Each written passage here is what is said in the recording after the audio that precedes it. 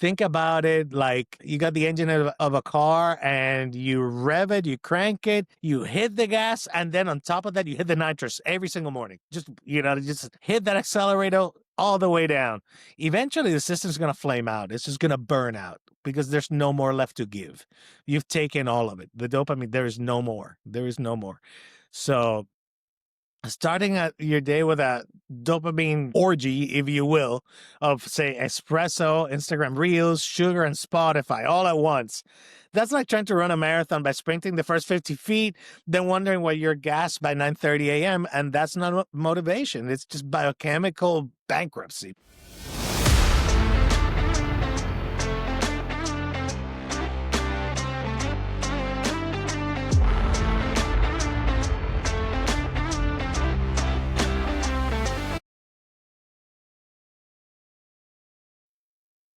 Hey, welcome everyone to the Rise 41 podcast. As usual, I am your host, Gonzo Herrero, and today we're going to talk about dopamine, the master molecule of motivation.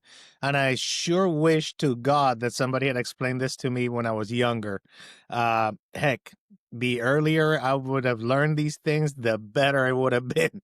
But in any case, this is a dive into the what it is and hopefully some practical applications that you can learn to use to improve and optimize your life. So again, I'm Gonzo Herrero. I'm a biohacker, human optimization coach, and former dopamine degenerate turned into a disciplined disciple lately. And like I said, we're going to crack open the black box of motivation, which is dopamine. This is some throwaway TikTok buzzword, by the way. Dopamine is the biochemical force that fuels your ambition, all right? Your grind, your obsession, sometimes your self-destruction, though, if you're not careful. So that's why it's important to understand what it is and what you can do with it. If you've ever wondered why you can binge watch like 12 episodes of a Netflix show, but you can't finish your to-do list, today's episode, you didn't know you desperately need it. This is it. You want to pay attention to this episode. And we're going to break down what dopamine is, how it works, how it's getting hijacked by modern life, and how you can take it back and turn your brain into a disciplined, goal-smashing machine. So motivation isn't magic. It's really neurochemistry. So let's go ahead and let's get tactical. Let's get into it. All right, part one. What the hell is dopamine? All right, so dopamine is a neurotransmitter. It's not a happy hormone like people think. It's more like a pursuit hormone. It doesn't make you feel satisfied. It makes you feel like chasing something. And this is important, okay? Because it's about the chase. That's what dopamine does. The dopamine is produced in the ventral tegmental area, the VTA, and projected to reward and cognition zones like the nucleus accumbens, the amygdala, the hippocampus, and the prefrontal cortex. English is hard, guys. Sorry. All right. It's dopamine is involved in motivation, reward prediction, motor control, habit formation, and risk-reward calculation. And all of those things are really important if you think about it for your daily navigating through life, okay? So it's really important that you understand how this works. Now, what is the evolutionary role of dopamine?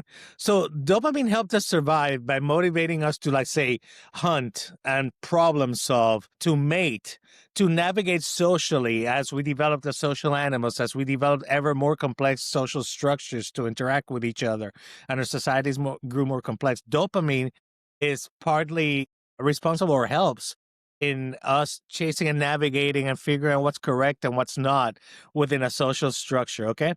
And one other important thing to keep in mind is that dopamine itself is not about satisfaction. Okay. It spikes before the reward, not during. Okay. So before the reward, that's where the dopamine's working when you're working towards that goal. Think of the excitement before eating a pizza versus the actual satisfaction of, like, chewing and tasting that pizza. The thinking of like, oh man, I'm going to go get and enjoy that pizza. I'm in contest prep. So of course, I'm going to think of pizza and food, like stuff like that. But things to consider, like if you're chasing dopamine through, like, say, like TikTok loops and Instagram and junk food binges, well, congratulations. You've just handed the keys to your mental Ferrari to a sugar addicted toddler, basically. The system meant to fuel greatness, right? It's meant to fuel you as you pursue your ambitions. It's now being used to keep you docile and completely distracted, okay, by these algorithms. But we'll talk more about that later. Now, second part of this video for you to understand is understanding dopamine and your daily state. So, what does this mean? So, your baseline dopamine tone, shall we say, affects how energetic, focused, and driven you feel day to day. So, if you have like a pretty low baseline, you're going to have low motivation. You're going to have depression. You're going to feel apathetic. You're not going to care, basically. You're not going to want to like do things if you have a low baseline of dopamine. Now, if you have high or unstable dopamine, this is where it gets interesting because now you get into impulsive behaviors, some risky behavior, the idea of burnout, of doing something now it's no longer fun. Addictions can be absolutely fueled by high or unstable dopamine. Like this is fuel for that addictive fire. And trust me, I have an addictive personality by nature, so I'm keenly aware of dopamine and how it affects, that ability to develop an addiction to anything that you find interesting or pleasurable or that you might be chasing. So, it's something to be very aware of. Now, let's talk about the circuitry of the dopamine. So, dopamine works on prediction error. It spikes when results exceed expectations. Like you try something and oh man, that went better than I expected. Boom, dopamine spike. So, and it drops when we get less than expected. Like, oh man, I achieved whatever that goal was. I finished watching this episode and it wasn't as fun as I thought it would be. So your dopamine would drop, right? Because like you watch a show and it wasn't as good as you thought it would be. So that's an example. So the loop, and you've got to think of dopamine as a continuous loop, right? It's one way of picturing how it works. And so you have a goal and you ideate your goal and then you have anticipation of that goal. Oh, I'm going to do whatever it is. Let's go back to the simple example, pizza. Ooh, I'm going to eat some pizza tonight. I was good on my diet. I'm going to reward myself. So that anticipation, right? Then there's the action. Like I ordered my pizza and I'm eating it. That's the action. Then there's the reward, which is like you ate the pizza, the flavor hits you, it's delicious, you're full. And then there's the reinforcement piece at the end, which is like, I'm done eating the pizza. How do I feel about that? Right. And it's either may exceed your expectations and then you're locked into that, or that pizza wasn't good, which is a lie. Pizza is always good. There's like okay pizza and amazing pizza. There's no bad pizza. But anyway, you get the point. Like you have that reinforcement at the end once the experience is over. So this is why checklists, streaks, leveling up in games, all of that stuff is addictive because they mimic this loop. So think about you're playing Call of Duty and you're in the middle of the game and all of a sudden, oh, you leveled up, level 3. Boom, that's the dopamine hit. Or you got this crate or this drop or this new weapon, or you unlocked a level, or video games are a perfect example of dopamine loops, So think of that. Think of how that looping sequence is part of so many things in your life, at work, at play, with friends in social events. You go to a party. I expect to have a good time talking to these people. You met somebody perhaps you didn't expect. Another party was really good. And now the dopamine reward, well, we should go to more parties because look, it was a great experience, for example. This can happen with drugs, with alcohol, with anything that is an experience or an action and that you can derive potentially pleasure from. So keep that in mind as we go. So now let's talk about or think about some signs so that you can become aware on when you have dopamine dysfunction, when it's not well regulated. Because remember, there's a balance. You want it to be just enough to motivate you to do the good things and the goals that you want to achieve. This is how you weaponize dopamine, right? To having just enough.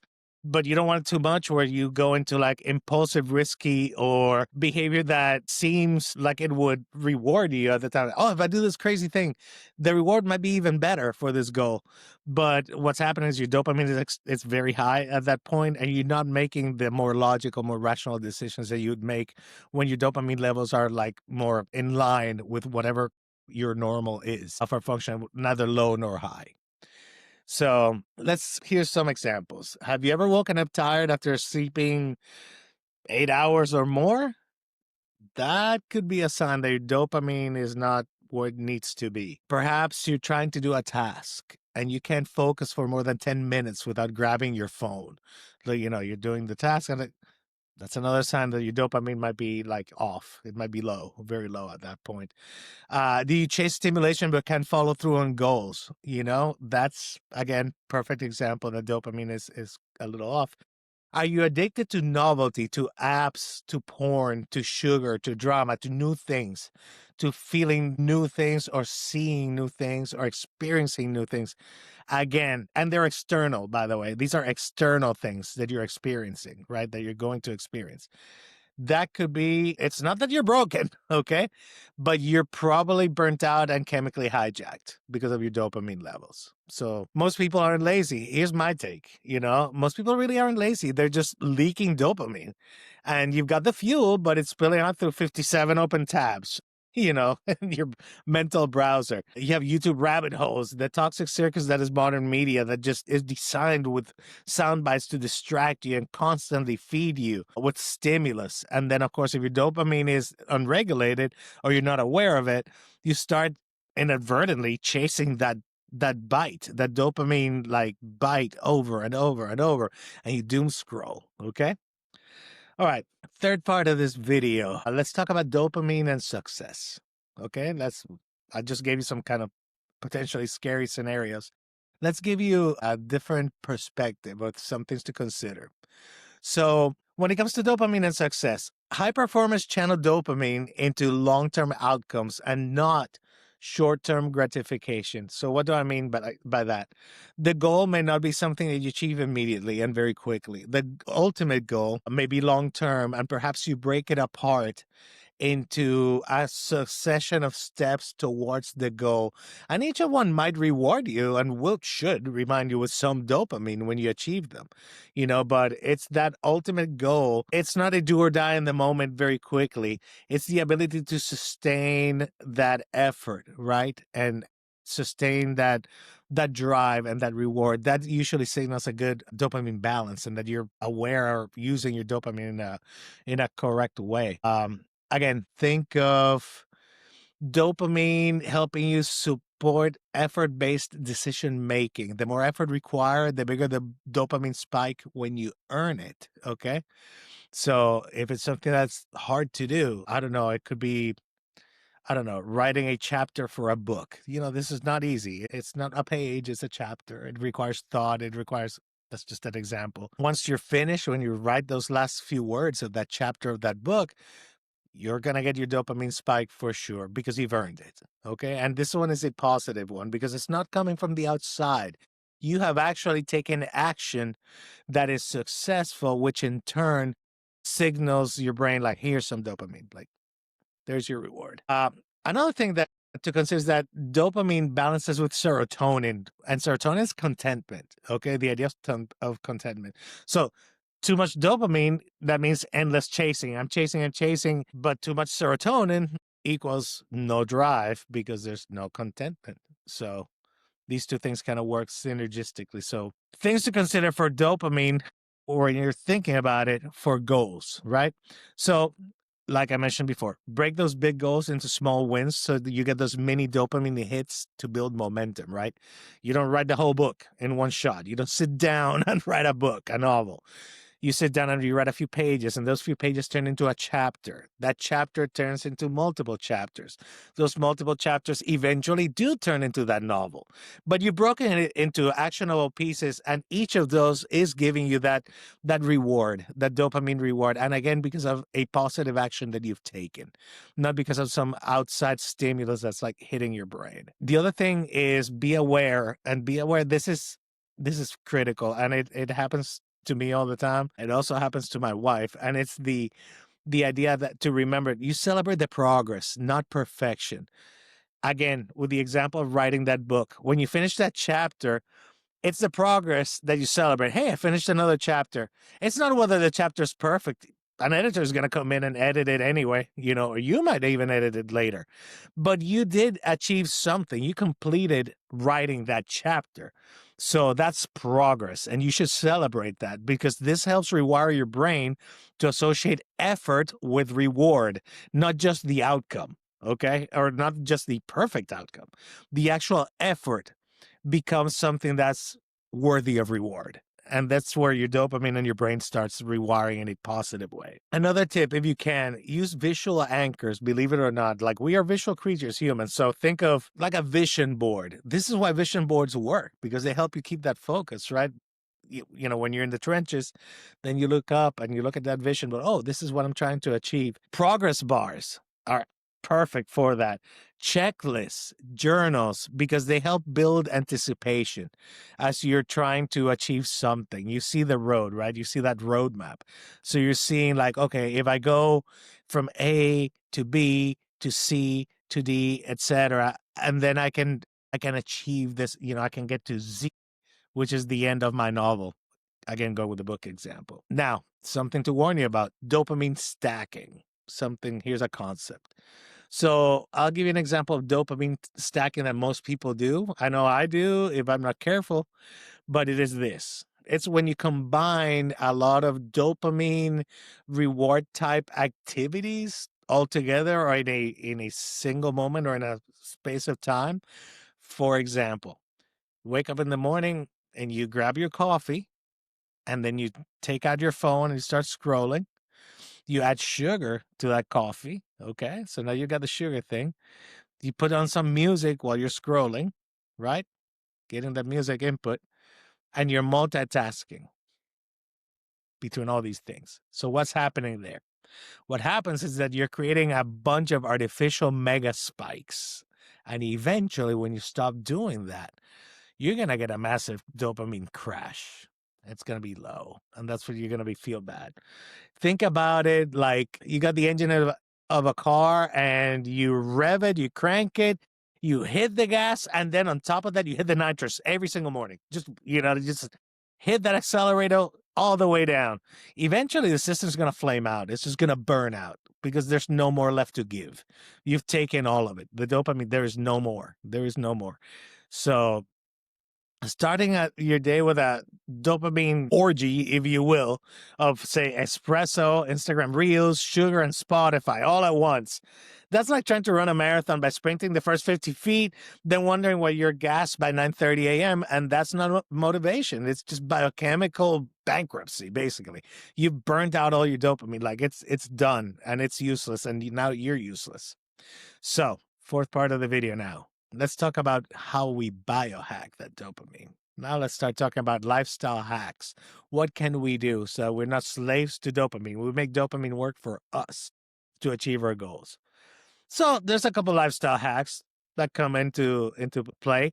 Some of them are unusual, some of them are practical, some more or less so. But in any case, here's the first one is, believe it or not, cold exposure. And by that, I mean like a cold shower or an ice bath, because that boosts dopamine by up to 250% for hours on end. It delivers stress adaptation and post-cold euphoria. This is why those cold plunges are so popular lately, because they do help as far as dopamine goes. Very specifically, this is 100% scientifically proven. There are studies about it. It's not, this is not anecdotal in any way. So again, that cold exposure, boosting that dopamine, I mean, 250% is a lot, and we're talking for hours. So you could theoretically say, to start your morning with a cold shower, believe it or not. Uncomfortable habit? Absolutely. I've done it. I don't do it often because it's hard. It is hard. But if I know it's a challenging day and I'm going to need like a little bit of that boost at work, perhaps, something like that, it's worth it. It's worth it to take that cold shower for 2 or 3 minutes, and try to like boost your dopamine that way. Another easier, this one is my favorite, is way to boost dopamine is, believe it or not, sunlight, especially morning sunlight. It regulates your circadian rhythm. Like when you wake up, it naturally synchronizes your body's circadian rhythm. It increases dopamine and also serotonin. So no sun equals no mood. This is why a lot of people who have depression, for example, will get the happy lights, those warm lights in winter, because, winter, you don't get as much sunlight or as much exposure to it. So if you already have issues with like depression and or dopamine, which can be linked, by the way, you benefit from those happy lights or those warm, like, sun lamps and so forth. Because again, you need that increase, and especially in the morning, it just works with your circadian rhythm, with the natural rhythms of your body. And dopamine and serotonin are important, like we mentioned before. Third one, another one of my favorites. Yeah, I'm going to say it. Strength training, especially resistance-based compound movements, big old deadlifts, squats, stuff like that. I mean, depending on your goals and your fitness level as appropriate, but it improves your dopamine receptor sensitivity over time. Besides all the other benefits that we know and love with resistance training, as far as like your overall metabolic balance and your ability to move in space and to remain healthy. Well, here's a brain chemistry reason to strength train. So that you can boost that dopamine receptor sensitivity. So when you do generate some dopamine doing the things that are right, you're more receptive to it. So it has an even better effect. And then the fourth one, this one I use a lot, or used to use a lot when I did a lot more programming. I'm not so hands-on nowadays, or artistic pursuits. If you're like, I get writing a book, a novel, writing a blog, maybe playing some music, and it's the flow state. So deep work with challenge equals a natural dopamine surge without external stimulation. This is like what happens to you, like writing a song or playing something challenging on an instrument you enjoy. Again, writing the novel, that book, it's got to have a challenge to it, but it's got to put you in that flow state. And if you've never experienced a flow state, it's that moment when you're working through something and it just becomes like, I mean, it's a flow. It becomes effortless. It becomes like, oh, this is cool. And even though it's challenging, I'm doing it. I'm playing through the song and it's making sense. I'm not frustrated. It's flowing. It's sounding good. That flow state is that natural dopamine surge, which is phenomenal. All right. Of course, I am a biohacker, so I'm going to give you the supplements and nootropics that involve dopamine for the short list, because some people might be, even though I honestly believe that the best approach to work with dopamine is the active approach, to like be aware of what it is so that you can start monitoring like your behaviors and what you do. I'll give you an example. I used to walk every day. When I do my morning walk, just to get my steps in, I used to always have to have the headphones with a podcast or something, or music or something. I had to have that stimulation. I learned very quickly that a quick hack for dopamine for me to build some is to actually go on that walk with zero headphones, zero distractions, and just be in the moment. Just look around, just walk around. Believe me, the first 5 minutes, your brain's like, oh, this is boring as all heck. But after a while, you'll get into that flow state we were talking about. And you'll be like, what's this? And you'll kind of fall into this pattern. And believe me, you'll feel great when you're done with that walk. It's it's an amazing experience. So believe it or not, that's a little hack that I use every so often to just like kind of raise that dopamine level. All right, but let's talk about the nootropics and some of the supplements that you could take to, I guess, chemically or more artificially boost your dopamine. So one of them is L-tyrosine. It's an amino acid precursor to dopamine, and it helps especially when under stress. So you can absolutely supplement with that. There's another one called Mucuna pruriens, and it's a natural source of L-dopamine, and it can increase your dopamine levels in the short term. So this is for short-term use. Again, be careful with these things, because much like any artificial dopamine stimulation, you can become addicted to them. You can become used to these things. So I would say like this is good in a kind of an emergency situation. You're kind of very low and you need to perform highly, say at work, or you have some tasks that requires a lot of cognitive attention for you to be successful, or concentration. You might want to then, do these things. Another one, third one is rhodiola rosea, or rosea. Not sure how that's pronounced in English. It's an adaptogen that balances stress and preserves dopamine stores. So that's another one that you can take out. And the fourth one, and this one you should take because Everyone should take it. It's creatine monohydrate. Believe it or not, creatine does everything. Creatine helps you with muscles. It helps you when you're weightlifting. It helps with cognition. It helps as an anti-inflammatory, and it is the safest and most researched compound in existence. So you can ask your physician. I always say that. I always urge you. I'm not a physician. This is not medical advice. But creatine monohydrate is as safe as it gets.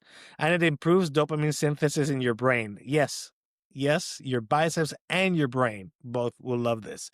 So definitely take your creatine monohydrate. My understanding is that to get the cognitive benefits, you can get the muscular benefits of creatine with just 5 grams a day, is my understanding for most people. That seems to work for most.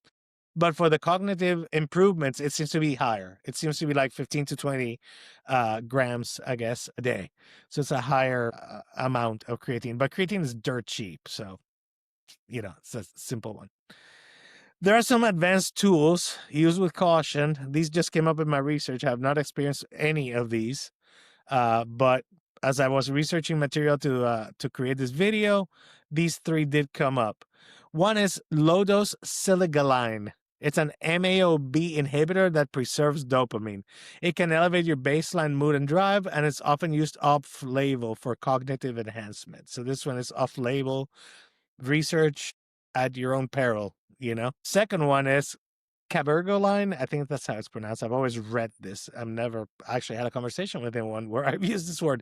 So cabergoline or bromocriptine, they're dopamine receptor agonists. They're powerful. They're not beginner friendly, and they have some serious potential side effects like mood instability, nausea, and compulsive behavior. So be really careful with these, okay? But they are dopamine receptor agonists. So they exist and they are an option. The third, this is more of a process, I guess, or not so much a chemical, but it's neurofeedback or brain stimulation. Some elite performance settings use it to improve focus and self-regulation, but this is a fairly advanced technique. I'm not very familiar with it at all. So I'm just mentioning it for the sake of completion. And if you want to dive deeper into that, you can start, chat GPTing, Googling, grokking, and researching that on your own. But yeah, neurofeedback and brain stimulation can be used to improve focus and self-regulation, which in turn affects dopamine. So remember, one thing to remember is you don't have a dopamine problem, even if you have dysregulation. You have a direction problem. Just point your neurochemical sniper rifle at something that actually matters. Okay? If you're using your dopamine for, again, doom scrolling on Instagram or TikTok, I mean, it's useless. Use it for something that matters to you, that's something that's important, and you'll be able to manipulate your dopamine in a way that's productive. So fifth point I want to touch upon in this video. Yes, you can detox and reset with dopamine. Okay. And this you can do. And why would you want to reset? Well, modern life, like we've mentioned plenty of times throughout the video, it nukes your dopamine baseline because you have constant spikes of scrolling and novelty and shows and notifications and alerts and messages and things that constantly ping your dopamine, right? And eventually what happens is your receptors will downregulate and your ability to feel motivation drops off a cliff because you're overwhelmed. At this point, nothing triggers you. It doesn't matter. It's all there. It's all there hitting my dopamine receptors no matter what I do. So how do you reset it? You do a dopamine detox, which takes probably 24 to 72 hours total to do. What does the dopamine detox look like? It looks like a nightmare for most people at first glance. And this is what it looks like. It means no screens. It means no porn, no sugar, no fast food, and no novelty. Okay? Like I said before, just stillness. You can walk, you can journal, you can read. By read, I mean reading a book. It doesn't mean getting on Facebook or any of that or Reddit or whatever insanity, quick scrolling thing. No, like a book, like something. Read a long form article or piece of writing of some sort. And silence.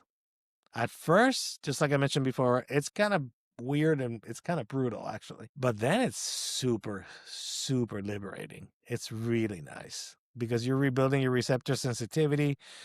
you're not becoming a monk. I'm not asking you to do this forever. I'm asking you to do this for a day, maybe two, maybe three, depending, right, on what you need. But after that detox, believe me, there's three things you're going to realize. First, you're going to feel more driven by actual, real goals. So there's that. And then you're going to get excited by simple stuff again. Simple stuff will actually excite you again. You'll be looking forward to like little things. Okay. It doesn't have to be like this really complicated, whatever. You can start having fun with like the simple things like talking to your partner that perhaps, you're so overwhelmed, like you just take it for granted. I just talk to her whenever. No, you actually start enjoying that and looking for that conversation, getting some real pleasure out of it. And the third thing to consider that you'll get out of that recess is that you're going to be way less anxious and distracted because you're going to be able to kind of reset and focus back on the things that do matter rather than all of these other things that seem to matter, that your brain thinks they matter, but they actually do not. Not at all. Again, it's not about swearing off fun forever, okay? It's about periodizing your stimulation. You need stress and boredom, and you need stimulation, and you need discipline, chaos and control. It's a cycle. You just start identifying the pieces so you can master it, and you can start doing that. So, all right. So some final thoughts just to close us out here. Hopefully that gave you a lot to think, ponder. You can always rewind and reset and check out all the information again in more depth because I know I threw a lot out very quickly. So just three final points. Dopamine is the molecular foundation of ambition. If you master it, you become dangerous, but in the best way because now you can achieve things. So there's that. Second point, it's not about chasing the dopamine hits. It's about creating systems and patterns where effort becomes addictive. When you hear somebody say, like, I want to go to the gym because it's part of what I do, that's a perfect example of a dopamine relationship that's been created, something that requires a lot of effort, distant effort, but eventually becomes a reward behavior in your head. Like in my case, I absolutely love going to the gym. I hated it when I first started. Hated it with passion. Now I can't even imagine that not being part of my life.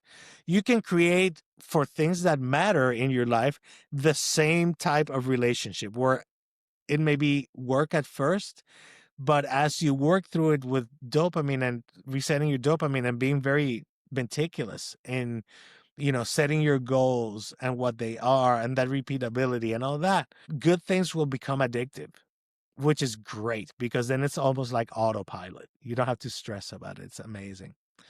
So, again, last thing about dopamine, stop leaking it and start channeling it to your purposes. Okay. All right. So, if this hit you where it hurts in your procrastination gland, and God knows I have a huge procrastination gland or used to, do something about it though. Share this with a fellow dopamine junkie turned discipline seeker. And if you're ready to weaponize your neurochemistry for real success, check out Rise 41 Coaching here. We'll build the blueprint together. You can book a consult with me. In any case, I hope this was helpful. And I will ask you if you liked it, shared with friends, hit the button, like, subscribe. I'll be coming out with more material like this as the weeks go by, different topics, all of them about becoming better, optimizing yourself, and overcoming adversity. So, again, I thank you so much for your time, for your attention. Again, hit like, subscribe, share, have fun. And I hope this was something that will help you benefit and make an improvement in your life. Thank you so much.